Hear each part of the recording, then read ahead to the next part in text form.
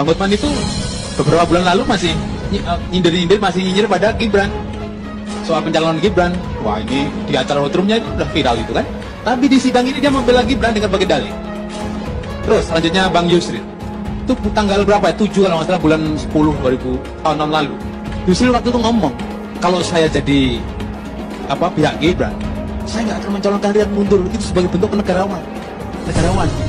Yusril. Tapi sekarang coba, ya memang itu secara etik melanggar. Tapi secara hukum itu kepastian hukum. Namanya pengacara itu kayak Bang Abroman, ada aja alasannya. Alibinya. Apapun keputusan MK, ya, proses keputusan final pemilu itu ada di tangan 205 juta pemilih, 820 juta TPS. Saya mau main nggak bisa abang menariknya ke sana. Itu sesat pikir itu bang, namanya bang. Yes, itu imajinasi orang begitu. Ya, sebetulnya itu bang, makanya saya nggak mau ikut imajinasi abang, karena imajinasi abang tuh sesat. Ya, kita harus bicara fakta, jangan bicara imajinasi. Hotman lawan Rocky Gerung, nggak cocok, beda ilmu. Banyak orang ingin agar Hotman berdebat dengan Rocky Gerung, kan beda ilmu. Dia hanya ahli filsafat.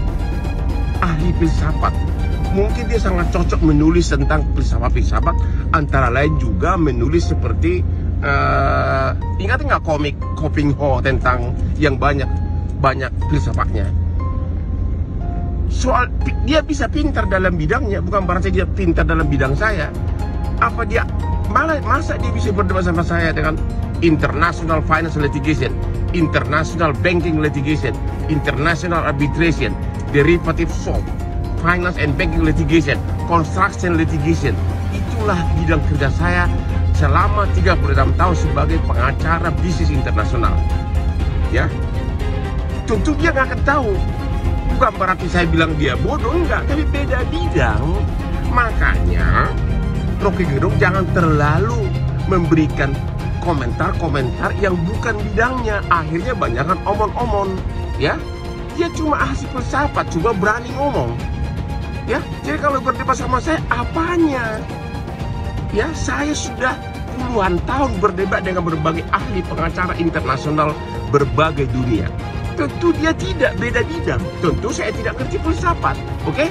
Jadi jangan bandingkan Rocky dengan Hotman, ya. Kalau memang takut sama Allah, memang kerjaannya benar, meyakini kejujuran bahwa suara rakyat itu betul-betul dirampok, suara rakyat itu betul-betul disalahgunakan, kayak gitu juga. Mohonlah kejujurannya. Kali-kali gitu loh bikin prestasi, sengketa, yang menang kalah gitu loh kapan. Kira-kira gitu loh. Nah, kalau menurut kata hati saya tuh kalah gitu loh. Ngimpi-ngimpi juga kalah, sahabat mimpi itu kalah si 02 itu. Nah, dari ketat ini 8 hakim itu yang udah jelas-jelas mendukung 33, tinggal 2 nih ya. 2 itu yang menentukan yang menang 01 atau 03 atau 2 putaran gitu. Ibu Eni sama Pak Mansur dong tolong memakai kacamata hati nurani.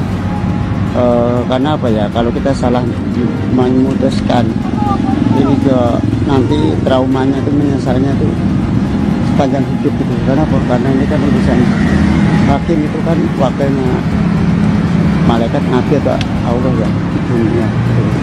Kalau dia ngambil salah terus kebetulan dan itu bilang saya kena, kita dosa jamaah. Apakah dosa jamaah daripada takut sama Pak Di atau penguasa atau pendukungnya itu? Pun saya pun Allah itu tidak bisa dikalahkan siapapun. Pun saya pun kita tunggu nanti tanggal 20 April siapa, apakah 02 atau 01 atau 2 putaran. Kalau pengen saya sih 2 putaran saja biar jelas siapanya. Oke ya. Prabowo menang, katanya sampai sekarang kok belum dilantik. Ada apa ya? Pak Anies itu orang cerdas, dia dosen para dosen, kepala lembaga survei. Hati-hati, Prabowo itu nggak ada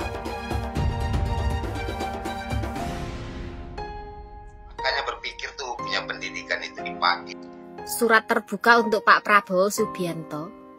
Terserah Bapak mau ngasih kursi ke siapa aja, kecuali Anies Baswedan. Ora oleh, pokoknya fik ora debat. Ora oleh. Aku demo ning sosmed sampai Anies Baswedan masuk kabinet sampean. Ingatlah Pak, perjuangan kami ini, pendukungmu.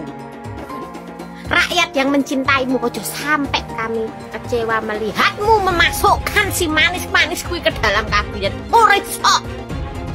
Ora oleh pugei. Anies Baswedan itu kan dia rumah dia kan pakai joglo kan. Yang di Jakarta nih. Yang Jakarta ini. Itu dia nggak sengaja dia beli sama arsiteknya beli sama temen gua. Temen gua. Nanti kalau ke Tawangmangu ketemu tuh. Tak suruh datang dia. Sebenarnya bukan urusan mau bikin joglo, enggak, aku ada urusan lain sama dia. Dia mau ketemu aku, ngomongin itu sebenarnya. Itu joglonya itu punyanya Kasan Besari. Wali besar itu. Hasan Besari. Iya, Hasan Besari. Itu nenek moyangnya Kiai Gontor. Jadi Kiai Gontor tuh nenek moyang itu Hasan Besari. Itu keramat lah, pokoknya wali keramat Hasan Besari.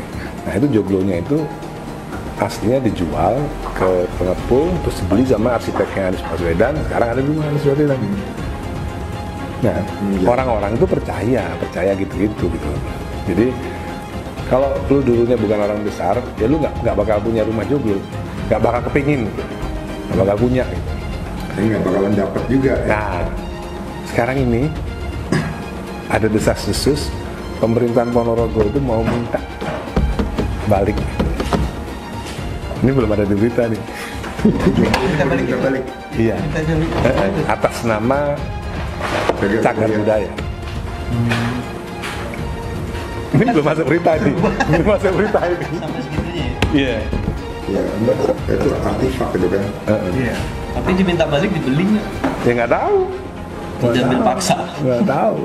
April ini adalah awal aksi kita. Tidak banyak nggak apa-apa, karena kita terus berjuang. Tanggal 5 kita akan lihat seperti apa. Apakah rakyat masih diam atau hanya ribut di medsos, atau kita akan kembali ke sini di Patung Kuda, dan puncaknya di tanggal 19 dan 22. Kita undang semua rakyat Indonesia untuk turun ke Majelis Konstitusi agar tidak menjadikan MK sebagai majelis kekuatan atau majelis keluarga. Tetap semangat, konsisten, istiqomah, dan Allahu Akbar, merdeka. Kedaulatan akan kembali ke tangan rakyat ketika rakyat istiqomah memperjuangkannya dengan sepenuh hati. Dari sini kita tekadkan bahwa perjuangan kita tidak ada kata lelah, pengabdian kita tanpa titik akhir. Mari kita selamatkan negara kesatuan Republik Indonesia dari tangan-tangan zolim, dari para penguasa dan oligarki yang menindas rakyat. Kita tekadkan perjuangan kita sampai rakyat mengembalikan kedaulatannya kepada seluruh Nusantara, rakyat Indonesia. Yang masih cinta kepada bangsa negaranya, cinta konstitusi, cinta akan keutuhan NKRI. Ayo sama-sama hadir tanggal 5, tanggal 19, tanggal 22 April. Kita kawal sidang MK. Ingat, bangsa Indonesia adalah bangsa pejuang, bukan bangsa pecundang. Kemerdekaan Indonesia adalah atas perjuangan para ulama, kiai habaib, dan para tokoh-tokoh panding badar, bukan pemberian daripada Jepang, bukan pemberian Belanda, apalagi pemberian Cina. Maka saya serukan untuk turun ke jalan, untuk bisa menyuarakan hati nurani rakyat, untuk mengawal MK. Insya Allah diberikan kemenangan dari Allah Subhanahu wa Ta'ala. Terima kasih. Assalamualaikum warahmatullahi wabarakatuh.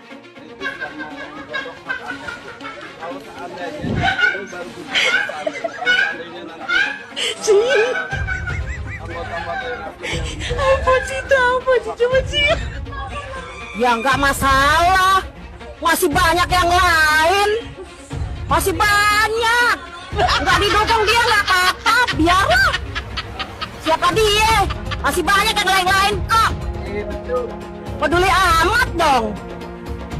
Kita tetap prinsip, niat benar, inna a'malu biniat. Bala tentara Allah tetap bersama kita. Bu, satu lagi. Ya. Ini kan ada dapat dipastikan. Ya. Dapat dipastikan si Samsul itu menang. Ya. Nanti kan Ibu ada anak sekolah, ada kantor istri, ada kantor suami atau kantor lain. Terus tiba-tiba suruh dipasang. Ibu kan pasti lihat itu di kantor anak, di kantor suami. Ya. Gambarnya Samsul sama si Wowok, gimana tuh Bu? Ya nggak rela. Nggak rela. Kalaupun terpaksa ngikutin peraturan sistem yang berjalan dengan curang, saya udah terapkan ke anak cucu saya. Terus gambarnya mau diapain yang udah ditempel di kantor kayak kemarin gambarnya si Joko sama gambarnya si... Ya itu dalam keadaan terpaksa kan. Sudah berjalan sistem mau bagaimana lagi, tapi kita kan berusaha ikhtiar. Wahai penguasa yang hari ini berkuasa, jangan kau pikir kami semua tidak tahu ini semua rekayasa. Hari ini cukup sudah Bawaslu KPU curang. Kami minta MK untuk adil dengarkan suara hati rakyat. Kita harus bersatu rebut demokrasi, rebut kedaulatan rakyat. Jangan dengarkan ocehan-ocehan yang bilang dia sudah menang. Itu semua rekayasa. Itu semua rekayasa, kita tahu semua itu rekayasa. Kalau kita mau menang, kita harus bersatu, ibu-ibu, bapak-bapak. Benar? Yang kita lihat hari ini, yang jelas-jelas sudah ada adu domba antara pihak-pihak yang di sana juga termasuk pengkhianat demokrasi. Betul, disuruh didik ya sekolah oleh orang-orang tuanya, bukan menegakkan demokrasi, tetapi kembali sebagai pengkhianat demokrasi. Namanya siapa Mas? Namanya Muslim. Muslim. Mas, ingin tahu kenapa turun aksi sini? Sementara maaf ya, kondisi Mas kan ada kurang ini dengan tongkat. Makan, saya mau presiden itu kalau mau menang jujur, jangan curang. Nggak takut Mas? Kalau ada apa-apa nggak takut? Nggak takut, saya takut kepada Allah, nggak takut siapa-siapa. Saya nggak percaya rakyat Sumatera Utara nggak percaya Prabowo menang. Yang percaya Prabowo menang, mendingan pindah agama aja, udah itu aja. Oke Mas, ada satu kata terakhir Mas? Ada. Lawan gitu. Yang percaya Prabowo menang, pindah agama. Agamaku Islam, dia nggak percaya. Oke. Terima kasih Mas. Kalau bisa di dalam sini, Pengadilan Jakarta Pusat, silakan datang Jokowi. Saya mau ketemu sama Anda. Saya tidak takut ke Anda ini presiden. Bukan presiden, tukang sapu kok. Maju jadi gubernur Jakarta itu isu untuk mengalihkan perhatian dari persoalan pilpres. Seakan-akan pilpres sudah selesai, ya kan? Anda jangan terjebak. Ya Pak. Pertama di mana kita ajakannya Pak untuk Iya Pak. Cukup warga Jakarta yang tahu waktu jadi gubernur DKI. Ini yang warga Jakarta coba deh bersuara di sini. Gimana sih Jakarta semenjak kepemimpinan Pak Anies? Coba kalian nilai dari 1 sampai 10. Komen di bawah. Jujur gue kepo banget nih. Biar warga Jakarta sendiri yang nilai. Anies itu kacang lupa kulit. Jadi gubernur kan yang mendukung Prabowo. Tapi nyatanya menjelek-jelekan Prabowo supaya Prabowo tidak dipilih oleh masyarakat Indonesia. Sifatnya memang jahat. Tidak ada cerita Ahok dengan Anies. Ketika saya kalah, saya langsung kasih Anies penghargaan, ucapan segala macam. Tapi yang tidak bisa saya terima, ketika Anda menang, Anda pidato memecah belah bangsa. Bahwa Jakarta udah kembali ke pangkuan pribumi yang dijajah selama ini. Itu teksnya di mana-mana. Itu sangat memecah belah bangsa. Saya ini asli Indonesia sesuai undang-undang loh. Apa karena saya namanya Ahok? Itu yang tidak betul seorang Anies lakukan. Bagi saya Anies sangat tidak negarawan. Anda udah menang, yes okay gitu loh. Saya juga tidak bawa ke MA, nggak bawa ke MK. Waktu Anda ulang tahun DKI saya juga datang. Tapi kenapa Anda mesti pidato seperti itu? Pak Ahok tidak akan pernah bersatu dengan Pak Anies. Sekarang dia bilang Pak Anies tidak negarawan. Mohon maaf nih, saya juga tak setuju terhadap statement Pak Anies yang bilang pribumi dan segala macam. Saya sangat tidak setuju, saya mengutuk kata-kata itu. Itu Muhaimin Iskandar pasti akan menjadi tersangka, ya.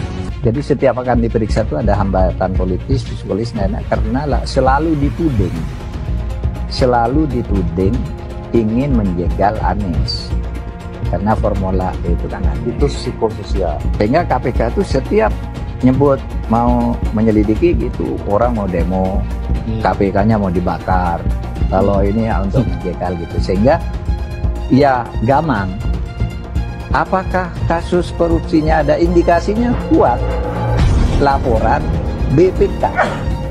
Laporan BPK itu menyimpulkan Formula E tidak boleh dibiayai oleh APBN maupun APBD.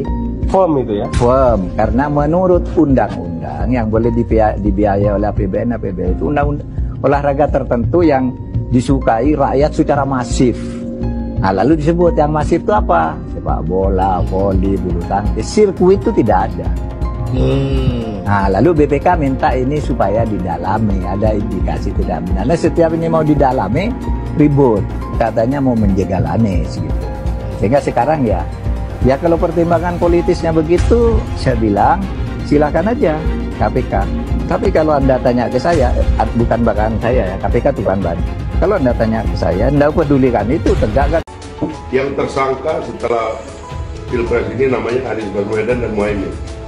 Mas Anies pernah terkait dengan dengan kasus Formula E, kemudian Mas Ganjar terkait dengan IKTP, kemudian Pak Gus Muhaimin terkait dengan kasus yang lain, dan mereka pernah dipanggil KPK. Nah, kemudian dia jelaskan karena ada proses kasus itu, bisa jadi pasca Pilpres ada yang jadi tersangka. Itu pendapat seorang Fahri Hamzah. Kalau ada proses yang kemarin misalnya tertahan karena kan berdasarkan kebijakan penegak hukum terhadap para calon termasuk para caleg itu dihentikan. Ya, orang yang sudah diperiksa ya dihentikan ketika dapat status sebagai caleg atau capres atau cawapres. Ketika ada pelanggaran etika dan Bapak tetap jalan terus dengan cawapres yang melanggar etika, artinya ada kompromi atas standar etika. Standar etika ini fakta. Ini fakta. Dan kemudian dalam pidato Bapak mengolok-olok tentang pentingnya etika. Saya tidak tega untuk mengulanginya. Pertanyaannya, apa penjelasan Pak Prabowo soal itu semua? Saya menilai, maaf ya, karena Anda desak saya terus saja saya menilai Anda tidak pantas bicara soal etik. Itu saja. Saya merasa bahwa Anda itu posturing ya, Anda tuh menyesatkan. Itu aja ya. Saya boleh berpendapat kan? Saya menilai Anda tidak berhak bicara soal etik karena Anda memberi contoh yang tidak baik soal etik. Terima kasih. Pak Prabowo, itu sebelumnya Pak Prabowo sudah menyumbangkan 400 miliar untuk pencalonan Pak Anies sebagai gubernur. Nah, itu kalau kita bicara etik di mananya? Dan kalau Mbak bilang Pak Prabowo hanya mengejar kekuasaan, saya tanya, sekarang Pak Anies memangnya maju jadi capres itu mengejar apa? Saya tanya, apakah nggak mengejar kekuasaan sebagai calon presiden? Fenomena ordal ini menyebalkan. Di seluruh Indonesia kita menghadapi fenomena ordal. Ada ordal di mana-mana yang membuat meritokratik nggak berjalan, yang membuat etika luntur. Dan ketika fenomena ordal itu bukan hanya di masyarakat, tapi di proses yang paling puncak terjadi ordal, maka rakyat kebanyakan, dan ini saya rasakan beberapa waktu yang lalu, beberapa orang guru berjumpa dengan saya dan mereka mengatakan, Pak, di tempat kami pengangkatan guru-guru itu mendasarkan ordal. Kalau tidak ada ordal, nggak bisa jadi guru, nggak bisa diangkat.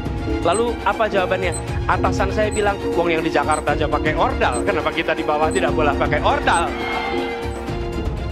Kalau berbicara ordal, lupa waktu jadi gubernur. TGUPP, lupa dia. Ordalnya dia itu, tim sukses dia itu semua di sana. Jadi Anies itu banyak yang dia omongin, padahal dia melakukan hal yang dia pertanyakan. Mas Anies. Mas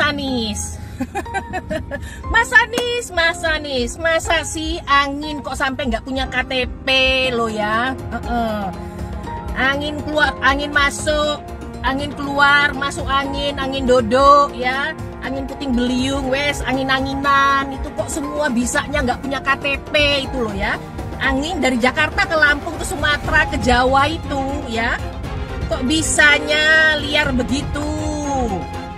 Sama seperti air hujan ya, air hujan itu yang banjir itu bukan banjir ya, itu air parkir ya, air yang parkir Mas Anies, Mas Anies. Mau punya pemimpin yang seperti itu ya, mau punya pemimpin yang seperti itu, dikiranya rakyat ini bodoh semua kali ya. Air hujan jatuh ke bumi, nggak boleh masuk gorong-gorong. Yang banjir itu bukan banjir, itu parkir, Mas Anies, Mas Anies. Mas Anies pernah jadi gubernur 5 tahun di DKI. DKI menerima indeks polusi tertinggi di dunia. Bagaimana dengan anggaran 80T, Pak Anies sebagai gubernur tidak dapat berbuat sesuatu yang berarti untuk mengurangi polusi. Terima kasih. Polusi udara tak punya KTP, angin tak ada KTP-nya. Angin itu bergerak dari sana sini. Ketika polutan yang muncul dari pembangkit listrik tenaga uap mengalir ke Jakarta, maka Jakarta punya indikator, karena itu Jakarta mengatakan ada polusi udara. Ya susah kalau kita menyalahkan angin dari mana saja ya.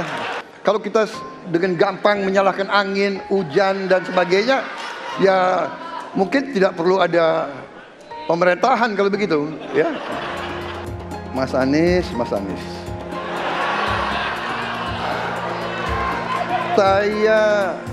Saya berpendapat Mas Anies ini agak berlebihan.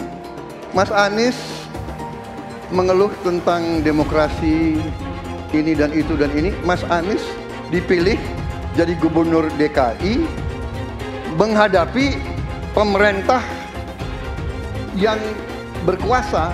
Saya yang mengusung Bapak.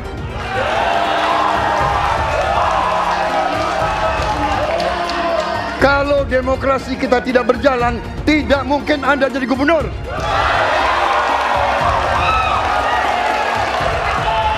Kalau Jokowi diktator, Anda tidak mungkin jadi gubernur. Saya waktu itu oposisi, Mas Anies. Anda ke rumah saya, kita oposisi, Anda terpilih. Pancasila Soekarno, ketuhanan ada di pantat. Anak Tuhan dari mana? Kalau Yesus anak Tuhan, bidangnya siapa? Besok di seluruh wilayah Indonesia kami katakan damai. Iblis hanya menggoda orang yang beriman. Makanya jarang-jarang orang kafir kerasukan setan. Yang kerasukan setan itu orang baik-baik. Jarang, saya belum pernah nengok Cina kerasukan setan. Pernah tak Ahok itu kerasukan setan? Enggak, setannya juga. Karena sesama setan dilarang saling menggoda. Karena di salib itu ada jin kafir. Karena di salib itu ada jin kafir. Karena di salib itu ada jin kafir. Haleluya. Kepalanya ke kiri apa ke kanan? Kepalanya ke kiri apa ke kanan? Tetap percaya salib itu lambang mulia, bukan jin. Kok ketawa? Aku nggak nyindir siapa-siapa loh. Saya nggak pernah mundur untuk kebenaran, keadilan, kejujuran dan peri kemanusiaan. Gue nggak pernah mundur. Dan gue nggak pernah takut juga sama lu. Siapapun yang rasis, gue akan hadapin. Karena rasis itu tidak berperi kemanusiaan. Sama saya ditanya dulu kan, kamu nyesel nggak statement kamu di Pulau Seribu sehingga masih masuk penjara? Tidak pernah nyesel. Karena saya mengatakan kebenaran. Hai semua, dengan saya Jonas Leong. Terima kasih banyak buat kalian penonton setia yang selalu menonton di channel ini. Saya secara personal sangat menghargai waktu kalian. Dan saya sudah menganggap kalian sebagai family karena kalian selalu support di channel ini. Bagi kalian yang selalu menuliskan opini kalian di kolom komen, saya baca komen kalian satu persatu. Saya baca komen kalian untuk mengetahui opini kalian, tanggapan kalian, dan masukan kalian sangat berguna untuk video selanjutnya. Terima kasih banyak buat kalian yang selalu menekan tombol like di awal video. Video seperti ini membutuhkan waktu dan juga research. Dan ini semua gratis untuk kalian. Jadi pastikan kalian menekan tombol like-nya. supaya saya mengetahui kalian menyukai konten yang saya bagikan. Ada kabar baik terkait Pilkada 2024, pemilihan kepala daerah di tahun 2024 ini. Keputusan Mahkamah Konstitusi buat mengunci jadwal Pilkada di tanggal 27 November berbeda dengan keinginan Istana buat memajukannya ke bulan September sebelum Presiden Jokowi lengser. Ini membawa angin segar bahwa Pilkada 2024 bakal minim cawe-cawe presiden dan keluarganya. Dapat diprediksi, banyak nama politisi besar dan populer bakal ikut bertarung di ajang ini. Ada Ridwan Kamil, mantan Gubernur Jawa Barat, ada Khofifah Indar Parawansa, Gubernur Jawa Timur, ada pula Tri Risma Harini, Menteri Sosial dan mantan Wali Kota Surabaya. Dan mungkin saja bakal muncul nama-nama populer lainnya, seperti Sandiaga Uno, Ahmad Sahroni, Muhaimin Iskandar, dan juga Basuki Cahayapurnama, alias Ahok. Pilkada 2024 bakal benar-benar kolosal dan masif. Bayangkan saja, secara serentak kita bakal melakukan pemilihan terhadap 37 gubernur dan 508 bupati atau wali kota. Semua kepala daerah di seluruh Indonesia bakal dipilih pada hari yang sama, yakni 27 November 2024. Akibat dikuncinya jadwal pilkada oleh MK menjadi setelah Pak Jokowi lengser, ini mengakibatkan jadwal tahapan pilkada pun tidak menguntungkan pihak istana dan para pendukungnya. Bisa jadi pilkada 2024 ini bakal benar-benar terbebas dari campur tangan Pak Jokowi, sehingga dia bisa benar-benar bebas dari intervensi kekuasaan, tidak seperti Pilpres yang baru lalu. Harapannya, kelak semua calon gubernur, bupati, dan wali kota bakal mendapatkan kesempatan yang fair, kesempatan yang adil, buat memenangkan pertarungan di pilkada ini. Harapan kita dengan jadwal yang tidak berpihak kepada Pak Jokowi ini, skandal guyuran bansos dan pengerahan aparat seperti di Pilpres dan Pileg yang baru lalu gak bakal terjadi lagi. Jadi praktis, pendaftaran para calon gubernur, bupati, dan wali kota itu hanya 2 bulan sebelum Pak Jokowi lengser. Dan pemilihan dilakukan setelah Pak Jokowi lengser. Harapan kita tentunya, harapan kita yang ingin demokrasi di negeri ini benar-benar berkualitas secara substantif, harapan kita juga pengawasan masyarakat sipil bakal lebih kencang di ajang pilkada nanti. Sehingga praktek politik uang masif seperti di Pilpres dan Pileg yang baru lalu pun nggak terulang lagi. Semakin Pak Jokowi mendekati lengser, partai dan para tokoh politik bakal semakin leluasa buat bermanuver. Sebab mereka tahu Pak Jokowi bakal semakin kehabisan waktu dan kekuasaan Pak Jokowi pun bakal semakin nggak efektif. Dengan dimundurkannya jadwal pilkada, kekuasaan Pak Jokowi buat ikut cawe-cawe menentukan para calon dan ikut memenangkan mereka jadi sangat-sangat berkurang. Sebab, sebagaimana sudah banyak disinggung, kekuasaan Pak Jokowi ini bakal terus menyusut hingga hari pelantikan presiden baru. Jadi, singkat cerita nih, tampaknya berkat keputusan Mahkamah Konstitusi buat mengunci jadwal pencoblosan pilkada di tanggal 27 November, rencana kubu Pak Jokowi buat membabat habis ajang pilkada, buat memenangkan sebanyak mungkin kroni-kroninya, rencana ini sepertinya bakalan berantakan. Semakin pilkada diundur, semakin sulit buat Pak Jokowi untuk bisa ikut cawe-cawe. Dan makanya partai-partai politik pun bakal lebih besar pengaruhnya di perhelatan pilkada nanti. Mereka nggak bakalan tunduk lagi pada kemauan istana. Tokoh-tokoh politik bakal semakin terbebas dari ancaman-ancaman kasus hukum dan juga pemenjaraan. Tampaknya partai-partai politik bakalan memilih bersikap cair, menyesuaikan koalisinya di setiap daerah pemilihan, dan tidak terpaku pada koalisi nasional yang mengikat. Jadi, bisa jadi PDI Perjuangan bakal koalisi dengan Gerindra di satu daerah dan berkoalisi dengan Partai Nasdem dan PKB di daerah lainnya. Kemungkinan besar, Partai Gerindranya Pak Prabowo pun akan memilih bersikap cair. Dia bisa berkoalisi dengan Partai Golkar di satu daerah dan dengan PKS di daerah lainnya. Nah, sekarang para hakim konstitusi pun jadi lebih waspada buat menjaga independensi. Mereka tahu dan pernah merasakan dampak katastrofik dari intervensi yang dilakukan oleh presiden terhadap lembaga hukum yang terhormat ini. Makanya, Bisa jadi mengunci hari pencoblosan pilkada menjadi tanggal 27 November 2024, sekitar sebulan setelah Pak Jokowi lengser. Ini adalah cara MK buat mencegah Presiden melakukan pengerusakan demokrasi yang lebih parah lagi. Bisa jadi, ini bisa jadinya. Bisa jadi runtuhnya pengaruh Pak Jokowi di ajang pilkada nanti adalah dampak yang harus dibayar oleh Pak Jokowi dari aksinya mengobok-ngobok Mahkamah Konstitusi buat meloloskan Gibran di bulan Oktober tahun lalu. Akibat cawe-cawe Pak Jokowi dan Paman Usman, Mahkamah Konstitusi langsung kehilangan wibawa dan kehormatannya dan langsung berubah menjadi Mahkamah Keluarga. Kemungkinan satu-satunya yang menggunakan politik identitas adalah hanya Anies Baswedan. Pertanyaan itu lantas saja menimbulkan amarah di kubu Anies, salah satunya dari kelompok khilafah. Orang kepercayaan Anies menyatakan politik identitas adalah framing yang selalu dibangun untuk menyudutkan, padahal selama kepemimpinan Anies Baswedan sebagai gubernur tidak sekalipun Anies membeda-bedakan warga berdasarkan agama dan ras. Buat saya, apakah benar menyebut politik identitas itu adalah sekedar framing untuk menyudutkan Anies? Saya akan membantah pernyataan itu. Kubu Anies terus berusaha mengaburkan makna politik identitas. Mereka berulang kali bilang bahwa identitas adalah hal yang alamiah dalam kehidupan manusia.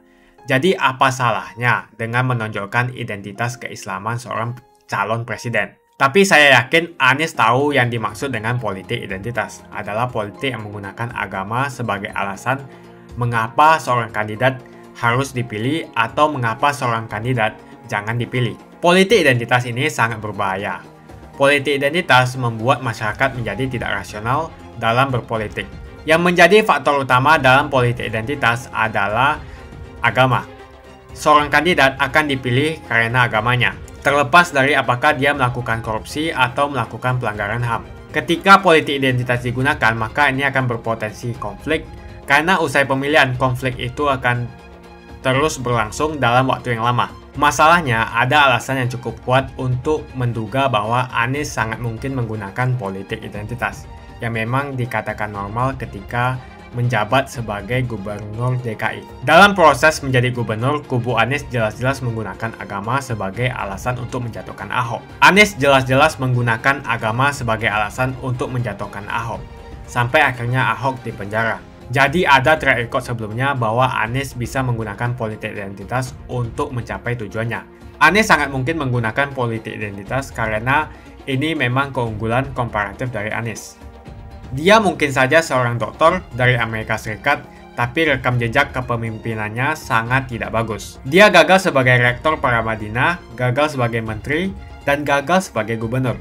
Jadi agama digunakan untuk membangun dukungan terhadap Anies. Itu saja opini saya. Pastikan Anda menekan like di video ini dan bagikan video ini ke teman dan family Anda supaya mereka mengetahui informasi ini. Jangan lupa tekan tombol subscribe dan bunyikan tombol loncengnya supaya kamu tidak ketinggalan info dari channel Jonas Leong. Dan saya akan jumpa kalian di video selanjutnya.